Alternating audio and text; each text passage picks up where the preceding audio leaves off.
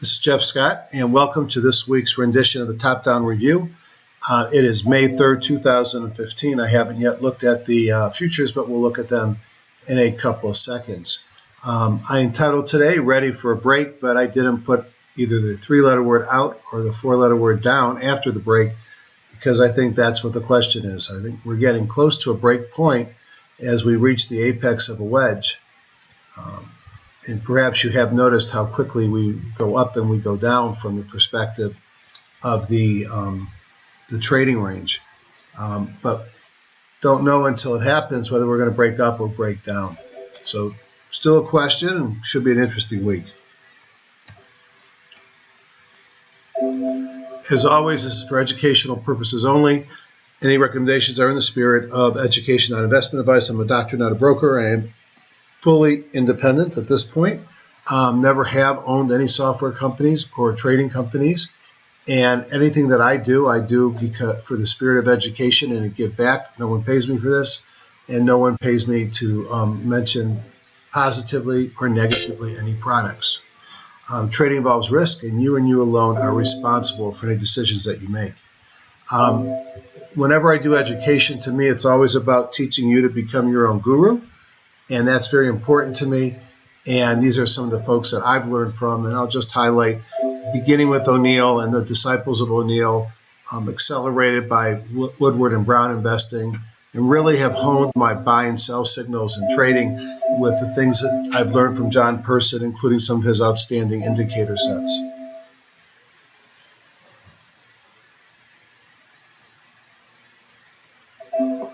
Yeah. Trying to mute some of my multiple systems here that are all firing as the market has opened, and we'll see which way the futures go. I have a lot of programs. I hide them pretty much on purpose so I don't have to explain them, but I believe I need a real-time platform to trade, and I'm a fan of both TradeStation and thinkorswim. I also like Genesis. And then from an analysis perspective, I use Hgsi and EdgeRater, and I supplement it with seasonality, whether I use Magenta Trader, which is now web-based only, Best Choice, which is kind of an older program, or Seasonality Trader, which, as long as it's available, is the old version of Magenta Trader, which is Java-based and works quite well. And I use a number of other websites.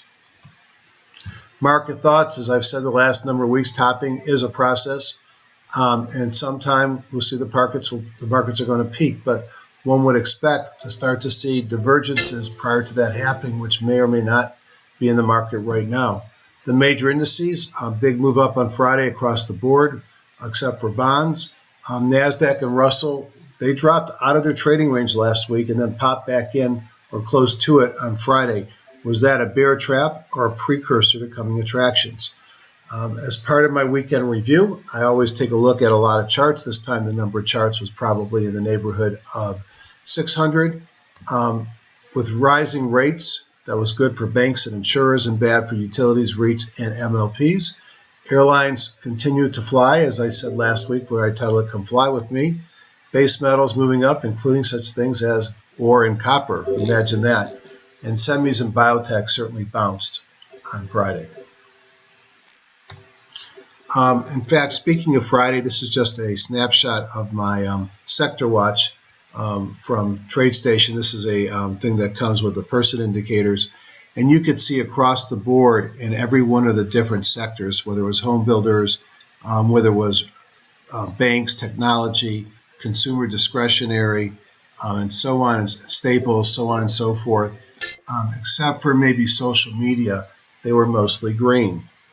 One thing to remember, though, Friday was a great day, but on most of the major indexes, and this is a, I believe, 60-minute daily and weekly on the E-minis, the NASDAQ futures, the Russell futures, the NYSE, and the Dow futures. Excuse me, someone's yelling at me on the side while I'm trying to give my presentation. Okay, thank you.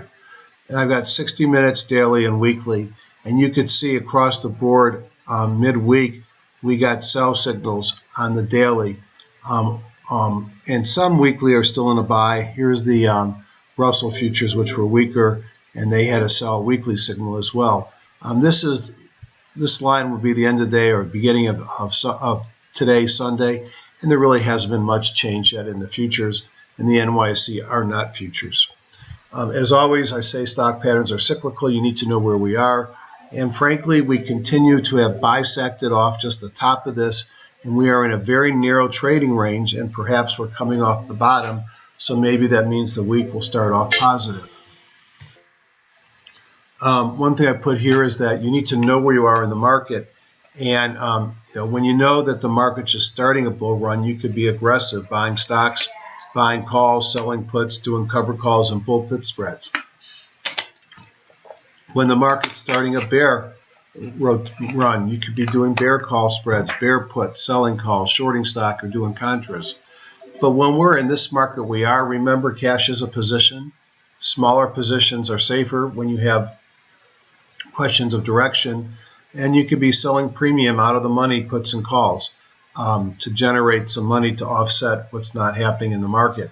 If you are a canceling investor, you know that this has been a really rough time. If you highly invest in social media stocks, you got clobbered, whether it was LinkedIn, Twitter, Grubhub, and even Baidu, all got hammered this week when earnings disappointed.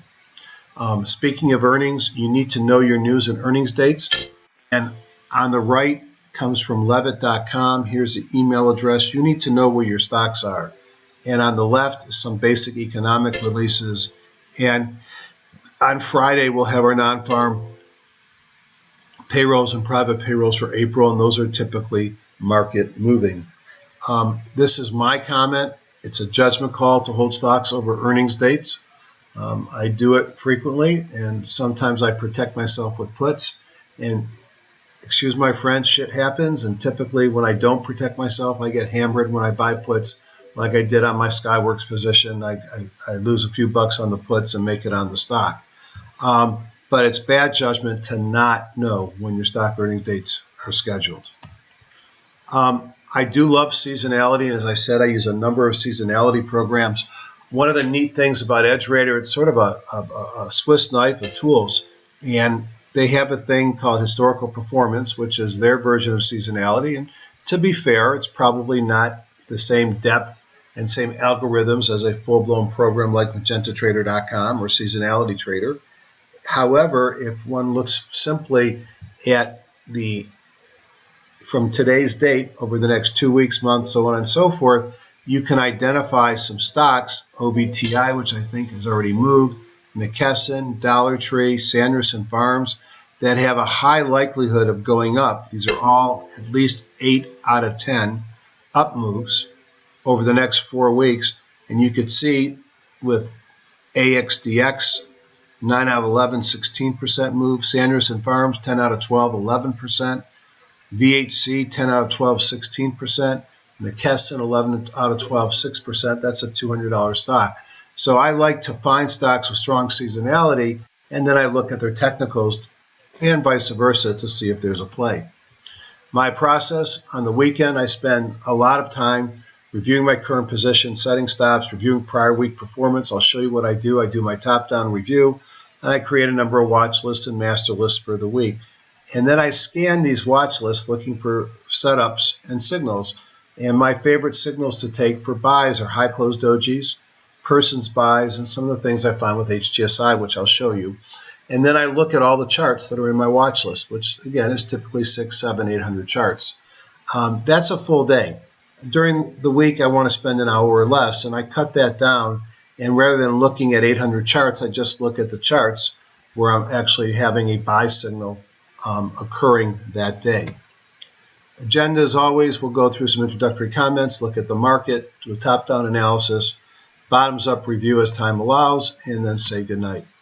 Just to remind people, and email me at hgsidoc@gmail.com for questions. I have filled up now 17 of the 20 spots for this meeting. We still have about 6 or 7 weeks before the meeting occurs.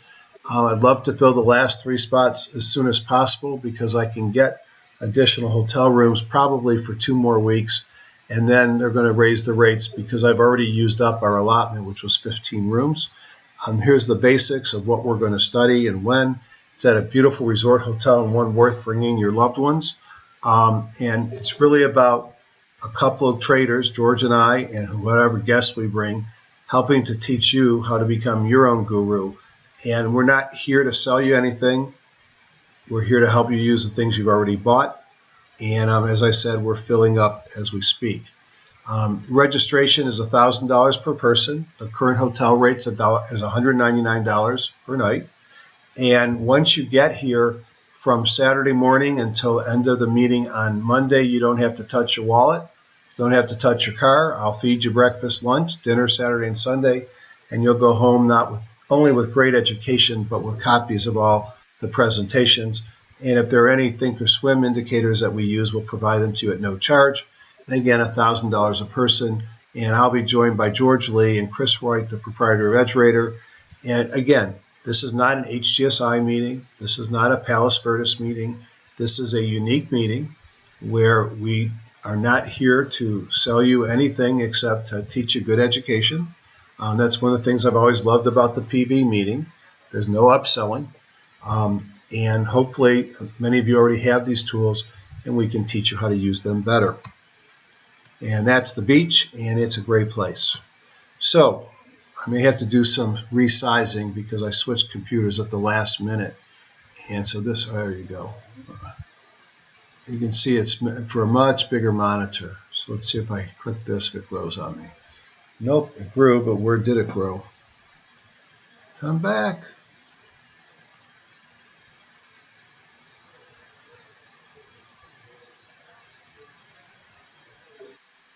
Well, I'm going to try and show you. I've got here it is.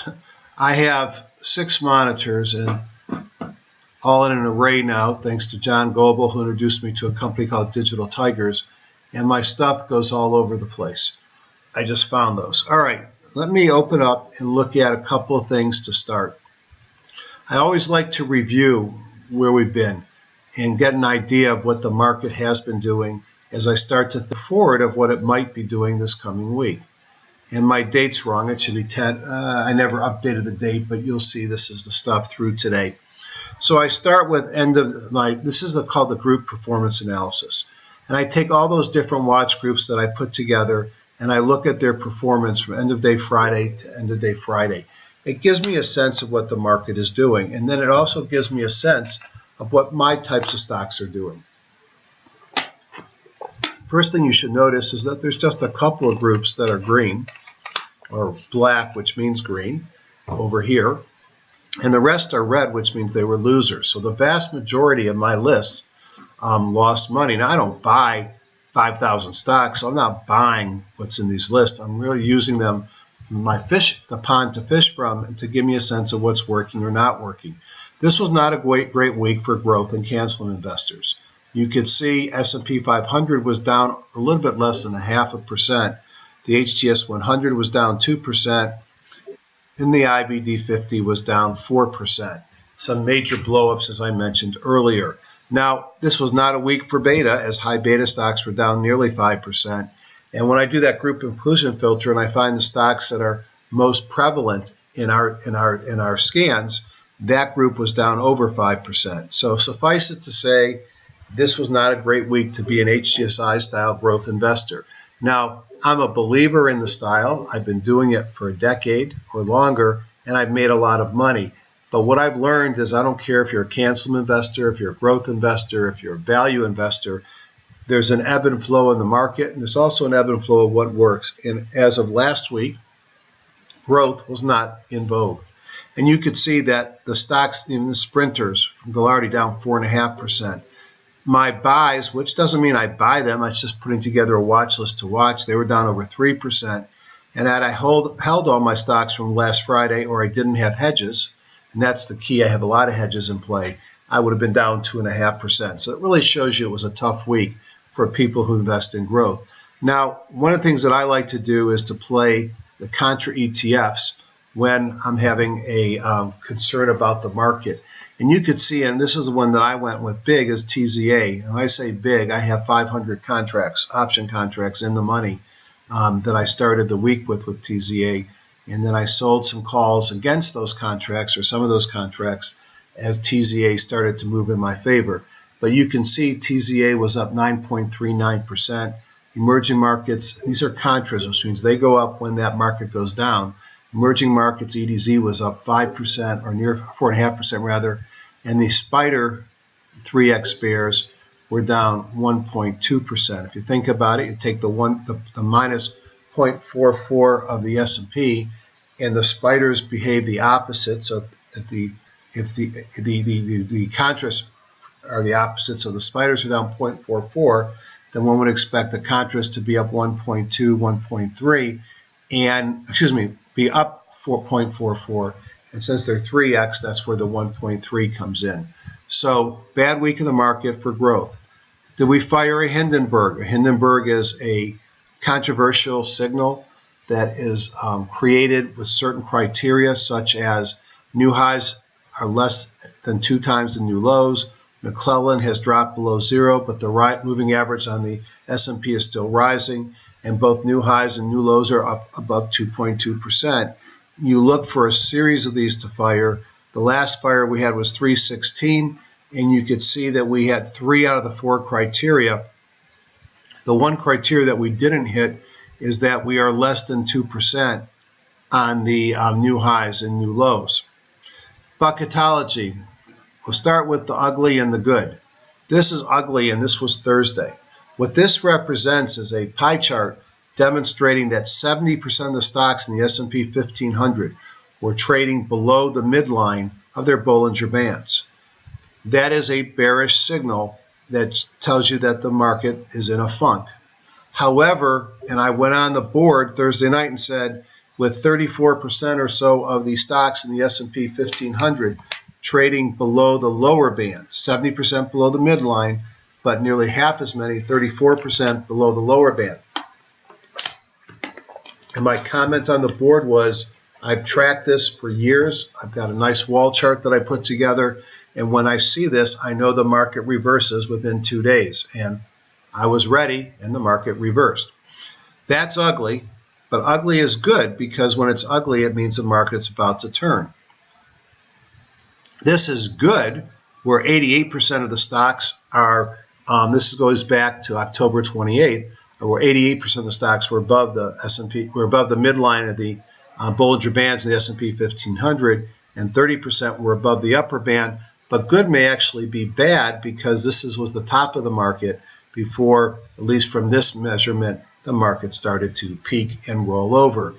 So here we are, and we're still pretty bad. In fact, so I was thinking to myself, is this the good, the bad, and the ugly?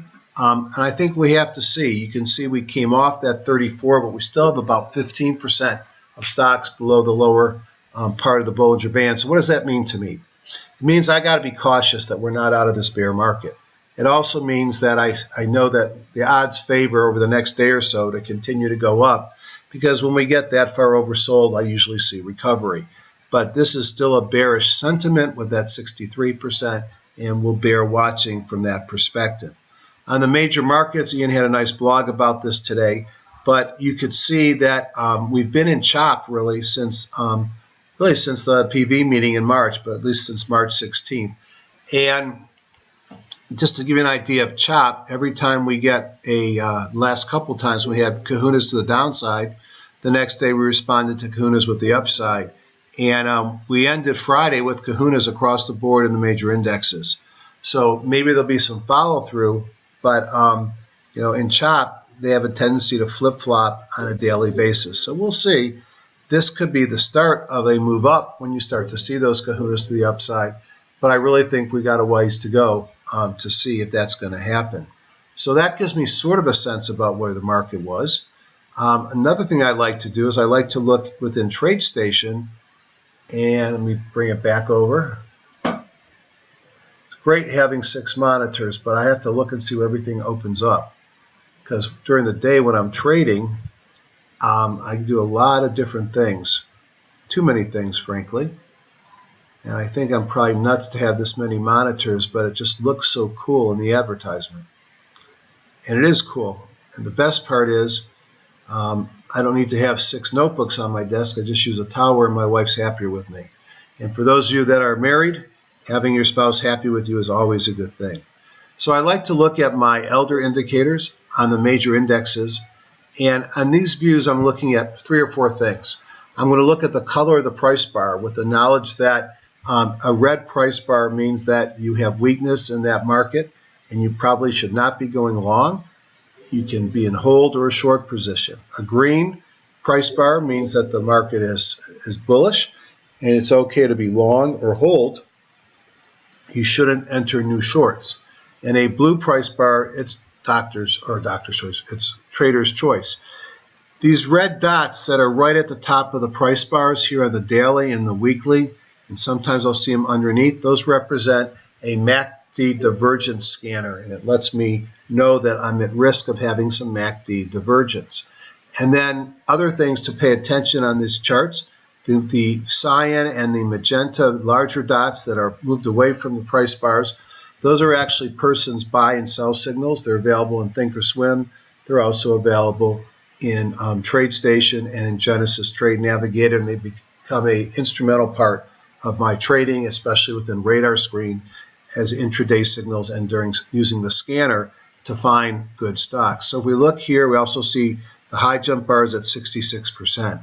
So NASDAQ, sell signal on the daily, kind of a hold on the weekly and monthly, sell signal on persons indicators on the daily. I don't have person indicators here. I could put them on, but really NASDAQ looks weak. Dow Jones Industrials, different. Green, green, and blue, also in a person's daily sell signal. As I said, we did not do well enough at the end of the week to reverse this on most of the different stocks.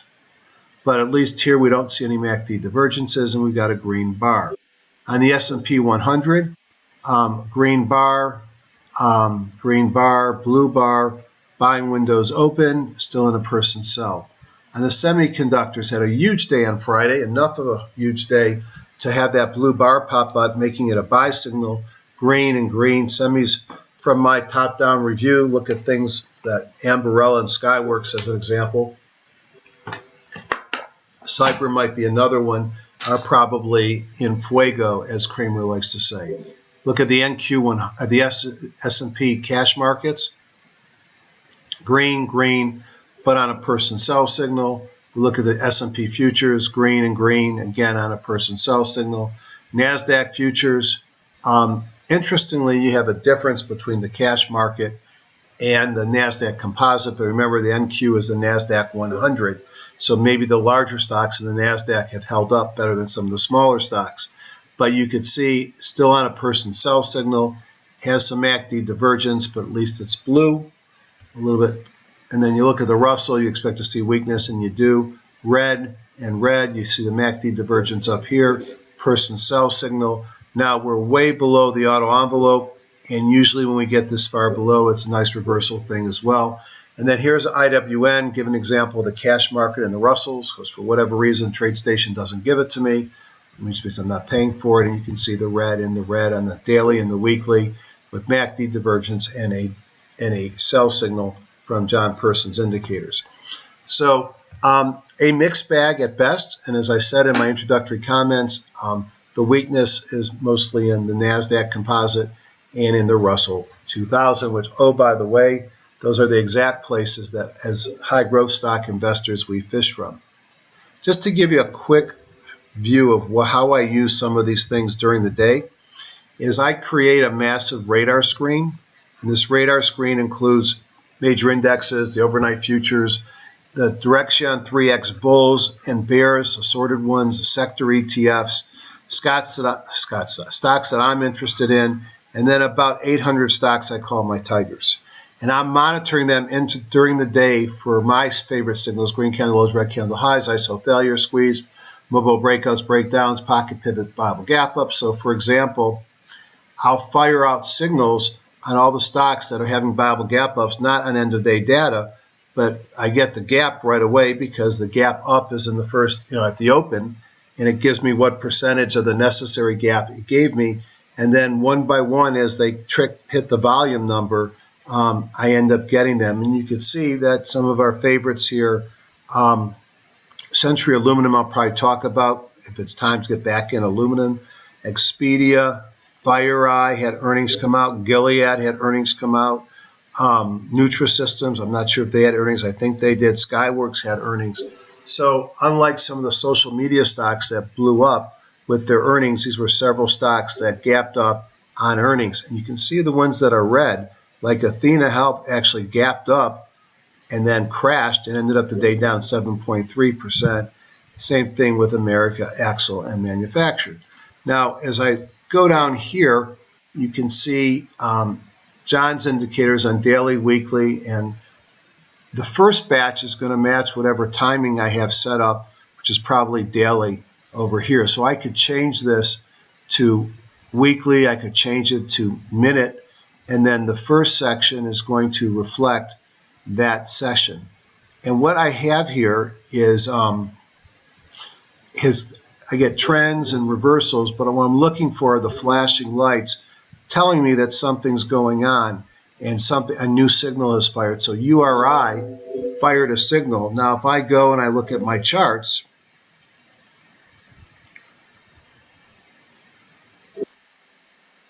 let's just punch in URI here. That flashing light's going to tell me that URI should have thrown a daily buy signal, which is this little thing here. It's supposed to be an arrow, but for whatever reason, in my version of TradeStation, and it's a 9.5, it's not John's issue or it's not my issue, I get this little green bar. So I'm able to scan real time for the signals in my radar screen. The other thing that I can do, which I love, is that, hopefully I didn't, let me open it up. In TradeStation, they have this great scanner function.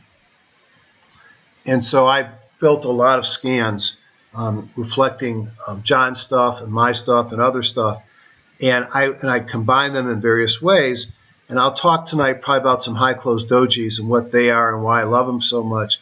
But I can look for stocks with Kahuna Force, mobile breakouts, pocket pivots, and a viable gap up all at the same time.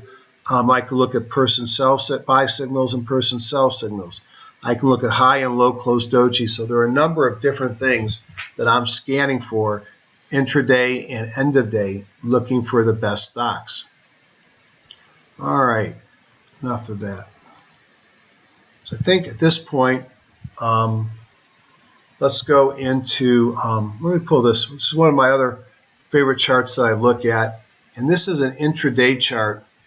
And it may be too much stuff on it for this resolution. But I look at a number of things to track what the market's doing. And I put together using some of the stuff that Ron Brown has put on the board and a lot of the stuff that our favorite ThinkScriptor guy, Bob Meager, has given us, that I will put on one of my screens during the day. And I've shared some of the stuff, but this, for example, is I've got the spiders, the diamonds, the Qs, IWM, USO, and gold, and I'm looking for persons buy and sell signals, the relationship to the moving averages. And then Bob Meager was nice enough to code many of our favorite HGSI indicators, so I don't have to put them on my chart. I can tell that the spiders are in a squeeze. They have a positive bongo daily. They had a kahuna 0.382, you need to be 0.24, so they had kahuna on Friday, and we know that because I showed you that in the daily market on EdgeRater, and I could see it's in a person sell signal but bounced right off of its 50 in yellow. So I've got these going all day long as other things to give me clues of what the market is doing. Some of the fun things that I like to play with, and hence why I have 6 monitors, so I can play with them all at the same time. So let's start our trip down HGSI land, and let's open up the warehouse view. And again, as I mentioned, I switched my resolution as I wasn't happy with the audio on the other computer. And let's just see what we can find. So I open up the warehouse view, and first what I want to do is look at markets. So let's go down to Woodward and Brown user groups and major markets plus. Let's go to the top-down view because that is only technicals looking at price and volume. We've ranked them, and you could see that over the last, for those that know, this is mostly Friday's performance, a little bit Monday through Friday, and just a teeny bit the last 3 weeks. As I mentioned earlier, bonds were down. They were down 1.5% on Friday, down almost 4% on the week. Small stocks weak.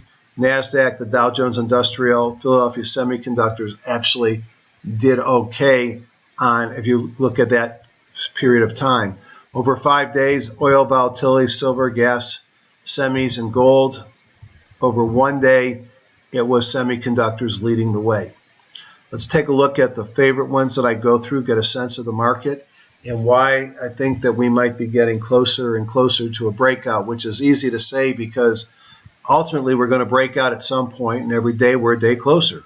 Doesn't mean that it's going to happen tomorrow, and I'm certainly not suggesting that I think that's going to happen. I just think it's going to happen at some point.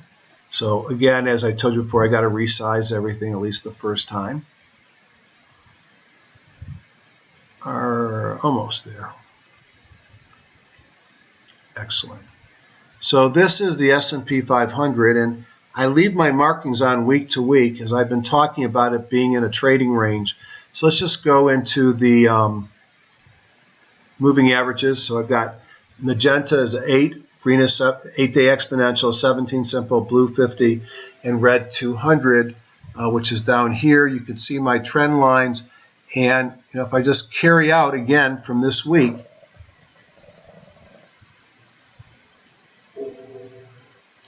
we came down, we tested the trend line, and we bounced on Friday.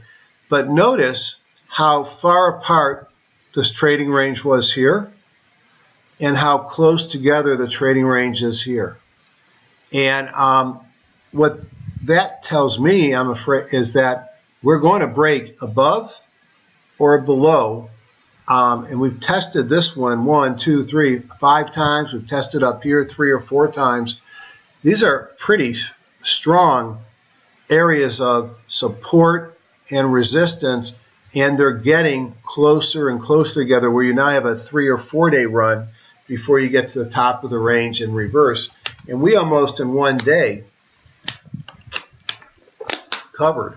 So we may have a day or two the upside, and if we don't break above and stay above, then we're likely to pull back into the range. So it's been a whipsaw week, whipsaw month for a reason. We are in a trading range, and the wedge is tightening, and we are going to break out or break down, but we have to play the market we get and anticipate, not just guess, because I think I'm not going to guess.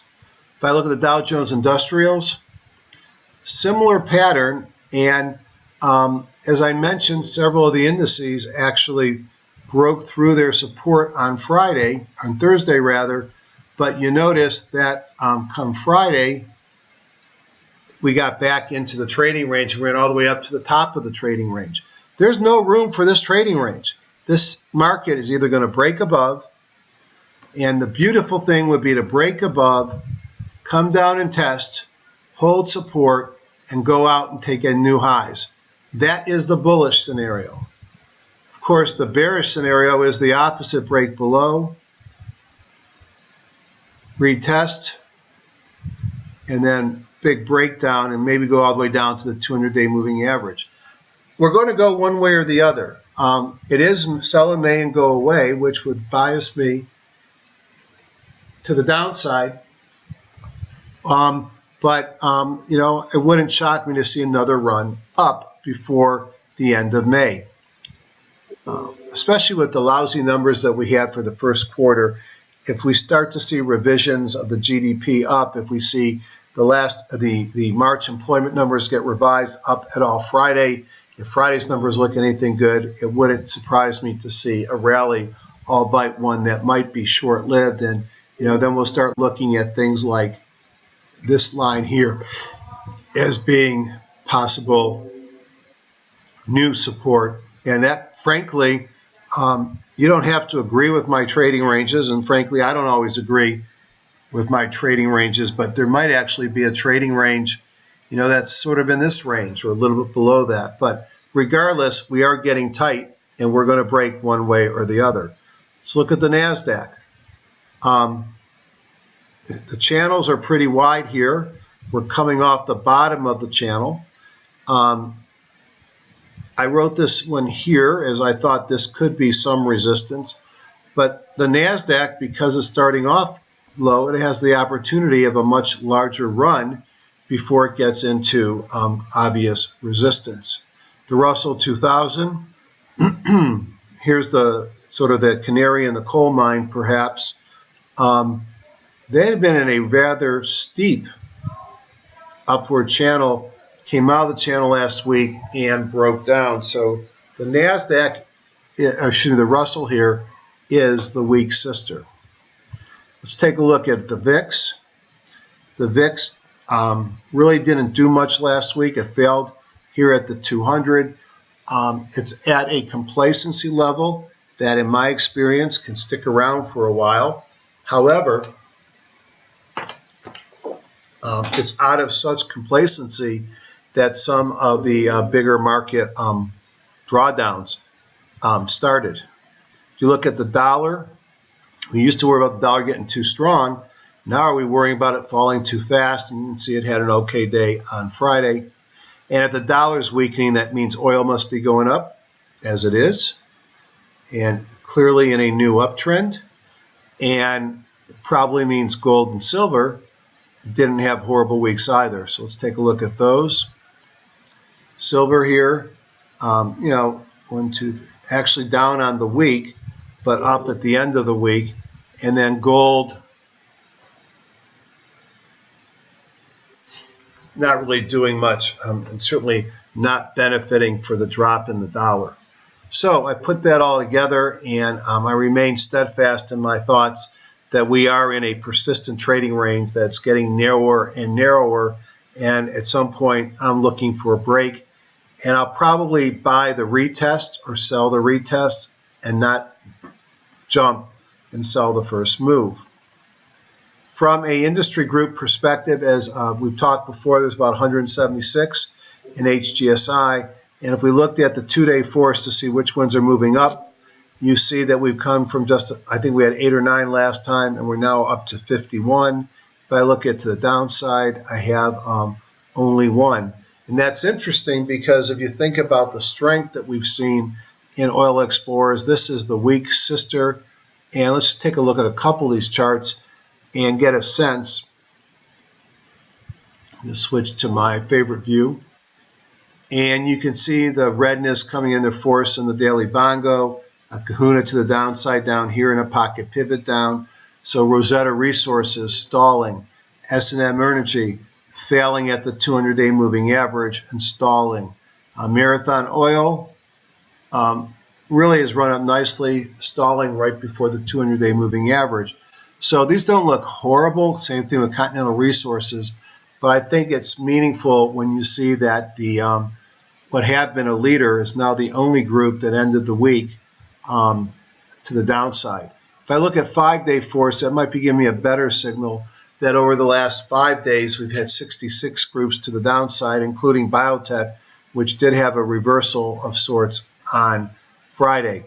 If I look at 5-day up, you could see that even though I've got a lot of groups 1 day up, over 5 days, that's not what you see. And base metals, I mentioned copper and ore, oil and gas services, semiconductors, we looked at the SOX, steel, packaging, miners starting to work, and then at least for, that's interesting, this is over 5 days, which takes into account much more than just Friday, oil explorers have been a little bit stronger.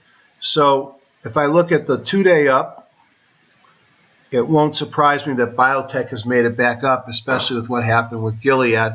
So we'll talk about that. So very quickly, let's go through the top several. Semiconductor devices, these guys have been weak, and a lot of similar chart patterns. The chart patterns being pull back to support and a move up. This is Altera. Earnings are falling. Pull back to the 50, had a PSA reversal, a mobile breakout from a squeeze, a Bible gap up. Everything is green here in a kahuna on Friday. It's already had a big move. What I like better is Skyworks.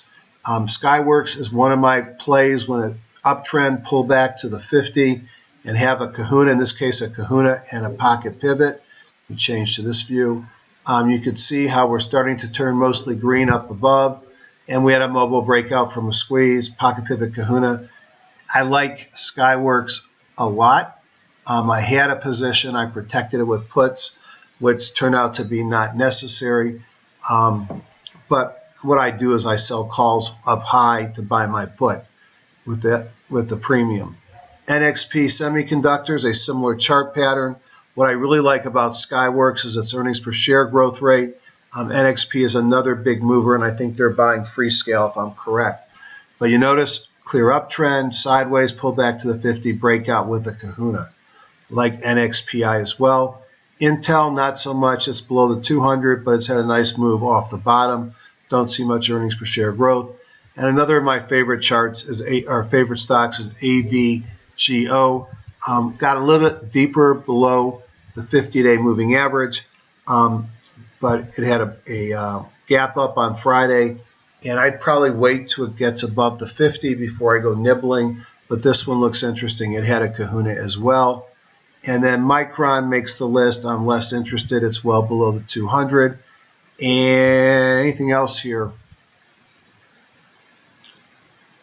Several nice stocks here, but in the essence of time, I'm not going to go through all of them. The third group down is airlines. Second group down is base metals. And this was interesting because aluminum and copper and ore I mentioned. Is this the dollar weakening? It hasn't weakened that much. Is it growth ex-US because of the stimulus? Perhaps. Is it just the time for base metals to rotate in? Perhaps. But here is Alcoa, and Alcoa had a big move on Friday with a kahuna breaking above the 50. It's still in a downtrend. Freeport-McMoRan, copper play, nice move off the 50 here. Been going on now ever since it broke above the 50 with a kahuna back here about 10, 12 days ago. Here's Century Aluminum. I'm actually tried playing this one when AA started to move. I'm a sucker for earnings. The stock's got great earnings per share growth. It's growing its revenue. It trades at a dinky multiple of 7 with a growth rate of over 200. And with earnings this week on Friday, it had a nice pop with the kahuna.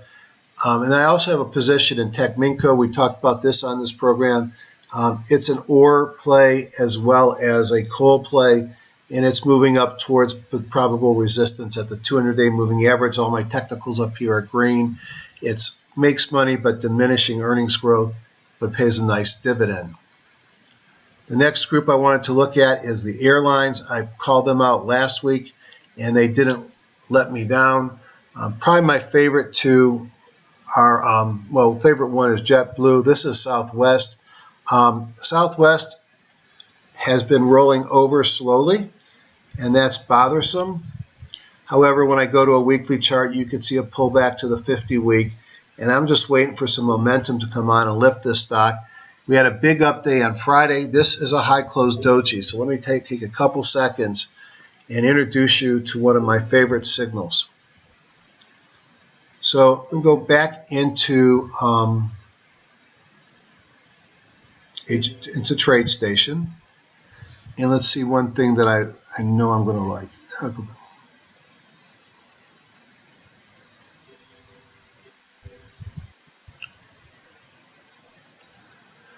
Know my colors. All right, that's blue. All right, so that should change it here.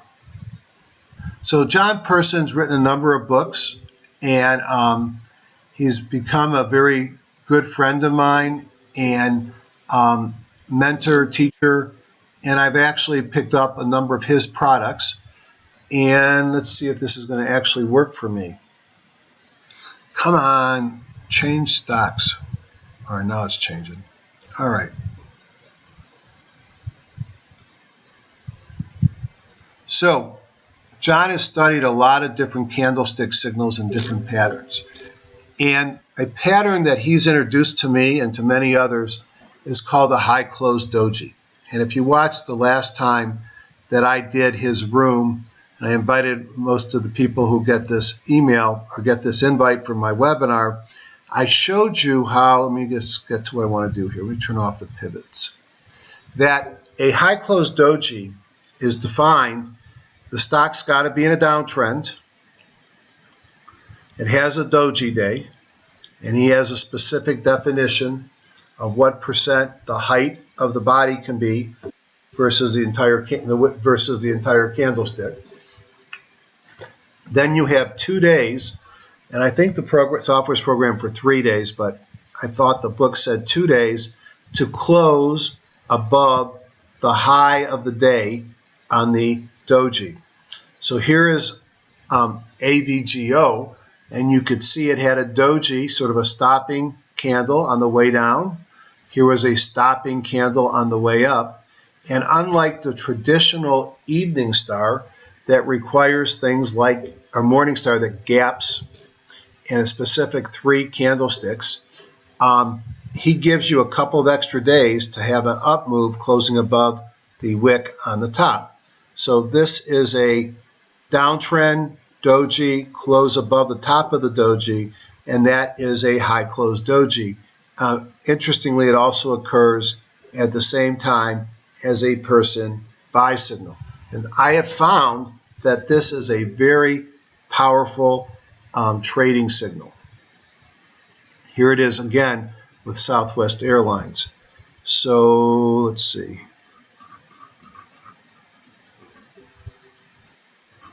So if I was to look here on Love, doji, high close doji, and that again in John's books, his teachings and his experience, highly recommend all of that. His teachings, his mentorship, and his books are great tools, and that's been tested, back tested by the folks at Genesis as being one of the best indicators to find a reversal.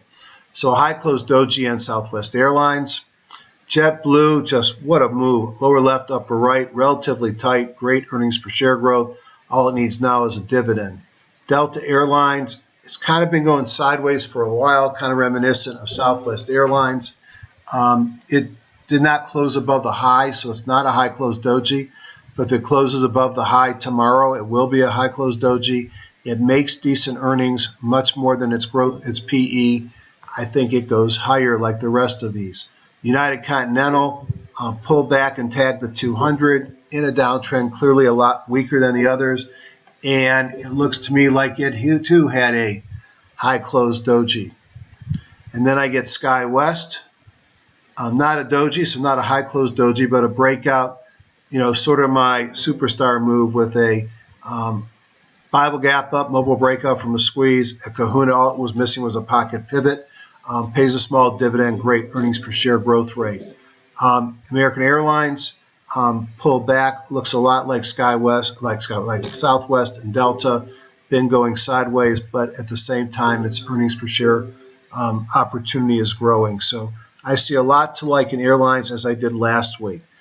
Biotech, I think this was about Gilead, and can Gilead save the sector?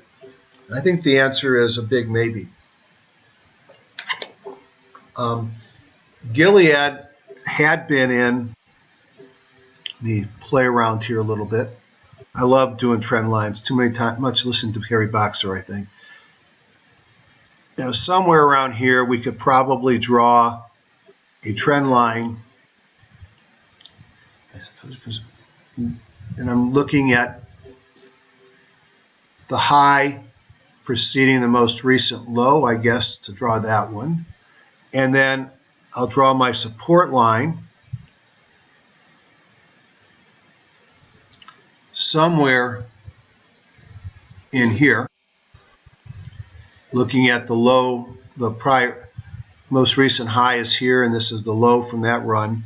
And so we are in a trading range on Gilead, and you could draw it in many different places. I could have started it here. I could have started it here. Bottom line is, I could have gone somewhere around here. Bottom line is, we had a big move off the bottom, or actually below the trading range, to the top of the trading range Friday. So can we break out of here is the question. I mean, we're not talking good earnings. We're talking amazing earnings, where they beat earnings per share by, I think, 65 cents. They had $1 billion more in sales than they projected. It was a huge move.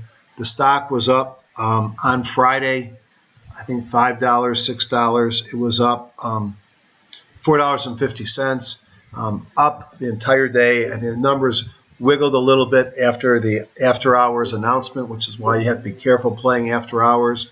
But there was nothing bearish at all, and I don't even think the bears can find bad news. I look for Gilead to resume its uptrend. Look at the earnings per share growth. Look at the multiple. All these numbers are going to be increased based upon their last performance, which is all tied to impressive and sustained growth in their Hgsi product line. Biotech, at some point, this is the old leader. You'd like to see it get moving again, but it's in a downtrend. Had a nice day on Friday. OBV's down. Not really to spend any time with it. United Therapeutics looks just like Biotech. Big pullback, trying to get above the 50. It did have a kahuna. It makes money, but not much earnings per share growth. Regeneron has been a great leader. If you don't know Regeneron, here's Regeneron. What a big, nice move on the weekly. All of these have been doing the same thing, which has been pulling back and looking for a catalyst. I think the catalyst down has been concern about healthcare reform. Obama came out, said the same thing I've said for 5 years, which is Medicare should have the ability, or at least the discussion should be out there with Congress about whether or not Medicare should have the ability to negotiate pricing. So this sector has been weak. Bluebird Bio is probably the best looking lower left, upper right of all of them. Mobile breakout from a squeeze on Friday. They don't make money. But we'll see if Gilead wakes up. And you have things like Xiopharm is one that I made money in the past. And what does it have right there? High closed doji occurring after a pretty strong pullback.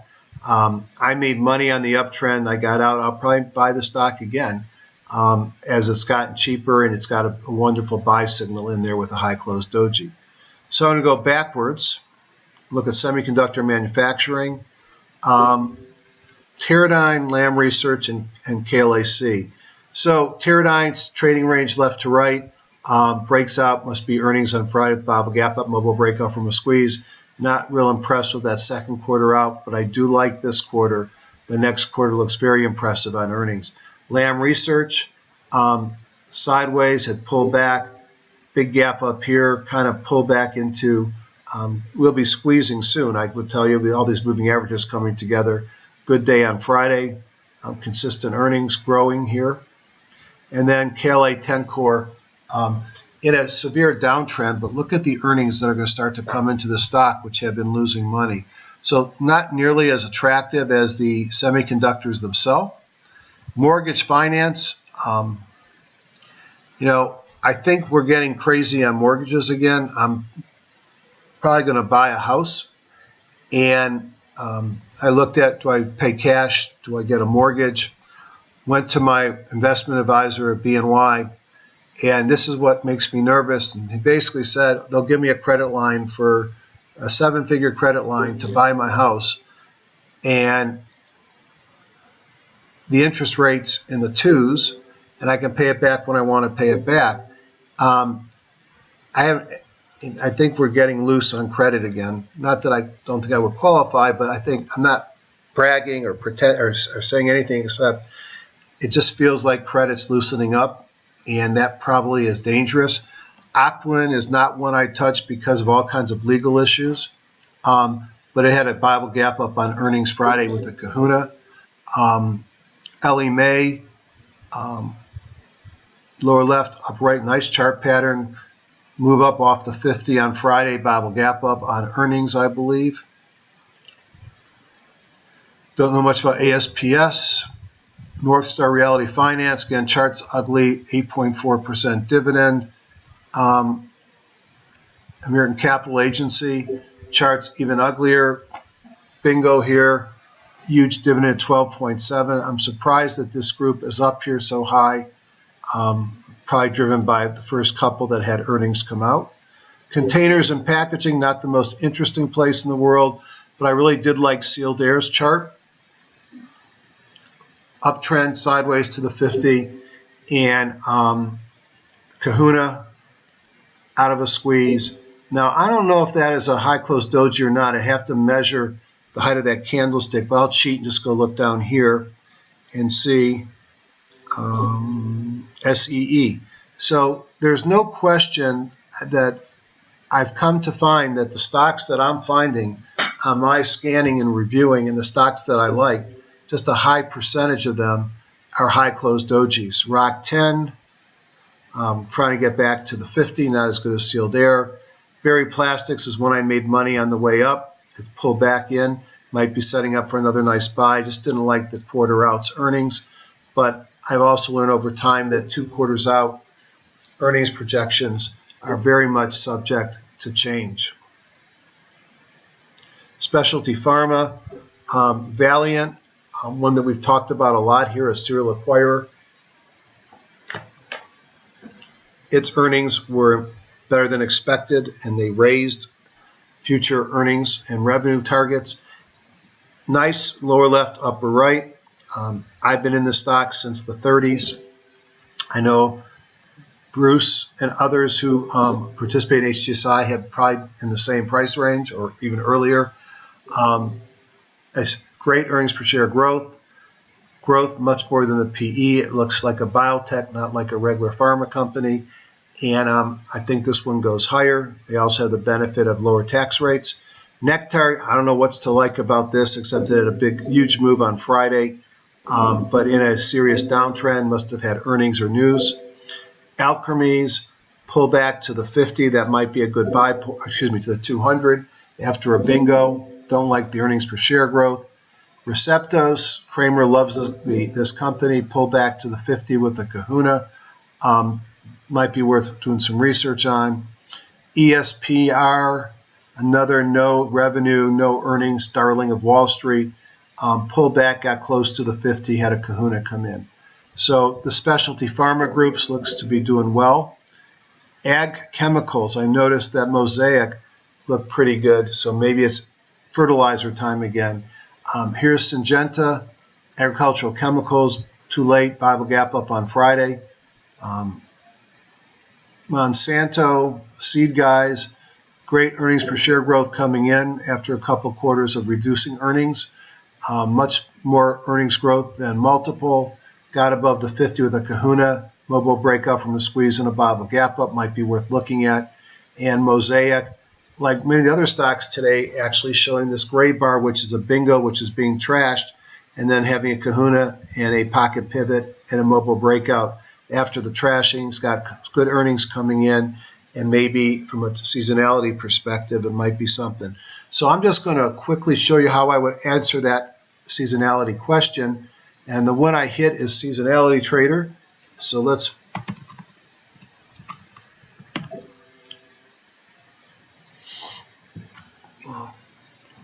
and I, for better or worse, on all the ones I talked about from a seasonality perspective. See, I look at this chart, and what I see is that it's projecting the scanner. Not a lot of, there's no green here. So that's sort of suggesting that here's been range bound here, Mosaic. We're at the top of the range, and just over the last 10 years, there's not an edge. It's 6 out of 10 times it's been down, and therefore I'm not going to take the trade. But that's how I'll often use seasonality on top of my technicals. Now, is that a high closed doji? It might be. And are you seeing a theme, perhaps? Now, that one doesn't count, so it meant it was too thick. But the wick was too thick to be the percentage that it's allowed. So those high closed dojis are high value for me. Lastly, in the top 10, oil and gas services, they've been on fire. I've been playing the big boy, and the big boy is Schlumberger, and it's probably right in front of my face, although it was down on Friday, so perhaps it's off the positive list. I'm interested in, I meant to buy Friday, and I didn't buy it because I got distracted some of RIG. Here's MRC Global, big move up Friday on a kahuna. All these are in downtrends below their 200-day moving average, which could be some resistance.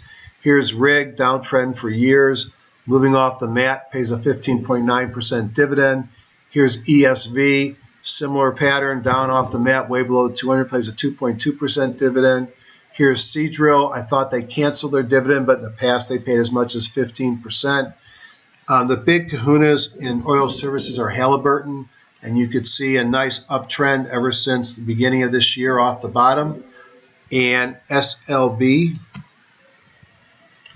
a little bit more of a uptrend. Again, if you go back to the middle of the year, it's gone from 76 up to 96. Pull back on Friday.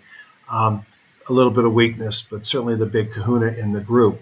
So we looked at what's moving up, we looked at what's moving down. We commented on the market. A few last things I would comment on. I showed you how I scan in TradeStation.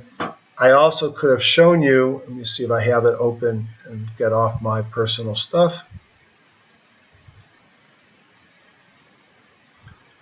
As I said, I'm a really big fan of John's stuff.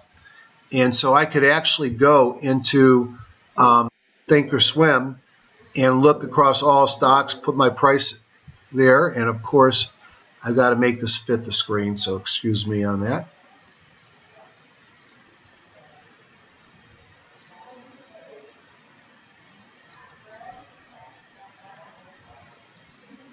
The advantage of high-resolution screens is I can get a lot on the screen. The disadvantage is I can't project from them because it will use up too much of my bandwidth, and you'll be pissed downloading a 4 gigabyte file. All stocks, I'm going to be done with this within 4 or 5 minutes. I'm going without you then. Here's a PPS buy signal against all stocks, and you could see a lot of the stocks. Here's Monsanto. BERY is another packaging company. United Rentals is another company that I'm interested in, but I can get my PPS buy signals also from Thinkorswim. There are just things I can do in charting and some of the scanning that I can't do besides Trade Navigator, TradeStation, but I highly, again, recommend you look into John and some of the stuff that he offers. I guess on that note, I'm just going to pull up my buy watch list and go through very quickly some of the things that I found were interesting. That is, if I can return my all right, let me see if I can do it this way. I lost, here it is, I lost my pointer. All right, got my pointer back. So this is a list of stocks that I'm going to load into my trading platform on tonight, and I'm going to set specific buys and stops on them and let the computer do the work. I'm going to go through them very quickly in 3 minutes, and then I'm going to say goodbye. Doesn't mean I'm going to buy them. It means I'm going to let my computer manage the trades. Gilead, we already talked about. Skyworks, pull back to the 50, kahuna, ready to run. Expedia, pull back to the 50, Bible gap up, mobile breakout, kahuna, pocket pivot. Looks to me like it wants to run. Great earnings per share growth. NXPI, we already looked at. Valiant, we already looked at. MRC Global, that was an oil services play we looked at with the kahuna on Friday. Taser, with Obama saying that they're going to buy zillions of these body cameras for policemen, it's going to go higher. They're a big producer here. Everything is green. I like Taser. Priceline, I think earnings are coming out this week, 5.7. If it moves, it's pull Expedia. I'd rather play Expedia. Avgo, we already looked at that pullback. High close doji with the kahuna. Look for it to break above the 50. Century Aluminum, we already looked at that pullback. Kahuna on Friday. I think it wants to run. JetBlue, my favorite airline, lower left to upper right. Hewlett Packard, a technology company, not a great chart pattern, but I like this. It broke above the 50 here with the kahuna, mostly green up above. Don't like the earnings per share growth, pays a small dividend.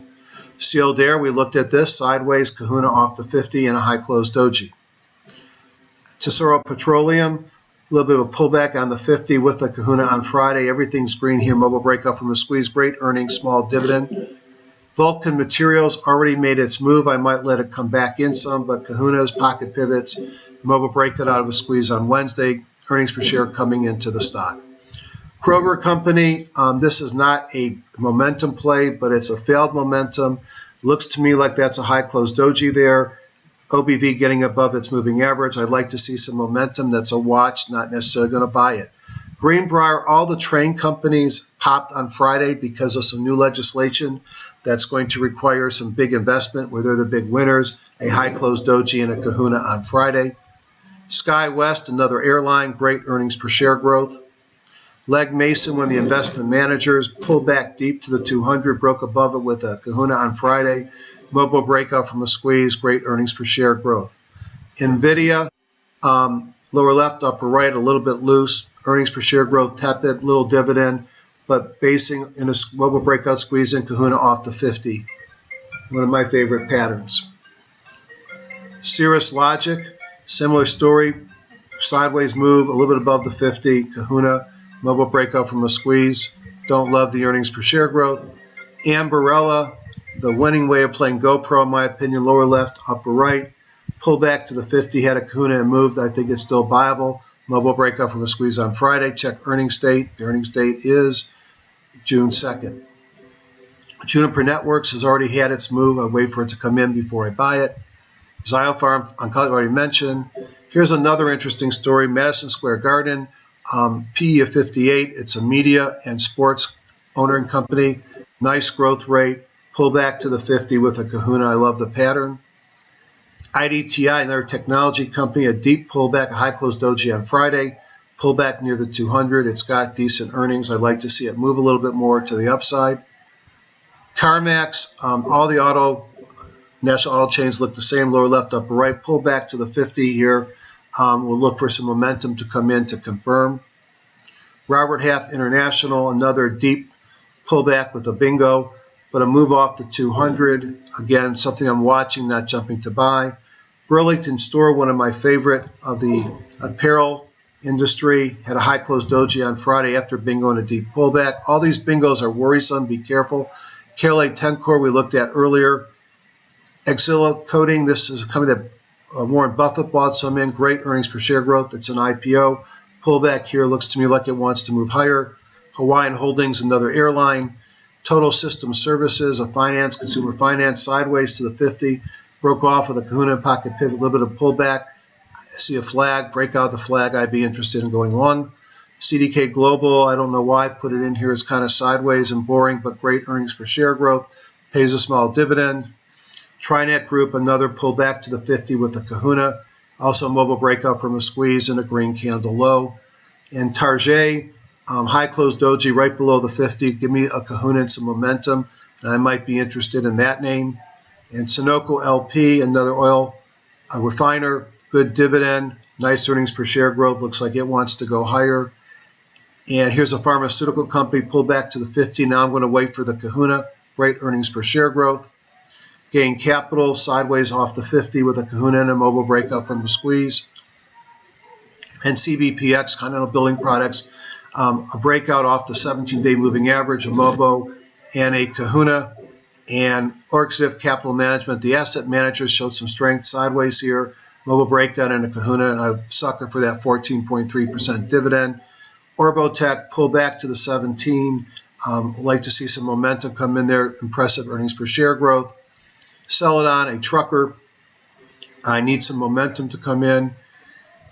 And Ligand is an entity that owns a lot of different royalties and biotech products. Had a pretty deep sell-off. I know the company well, and this might represent a good time to get into it. That was a lot of stocks, but those are some things that I'm going to be watching. I hope you have a great trading week. And if you're interested in my meeting, hgsidoc@gmail.com. Please feel free to reach me. And if you want to come, let me know quickly because seats are filling up.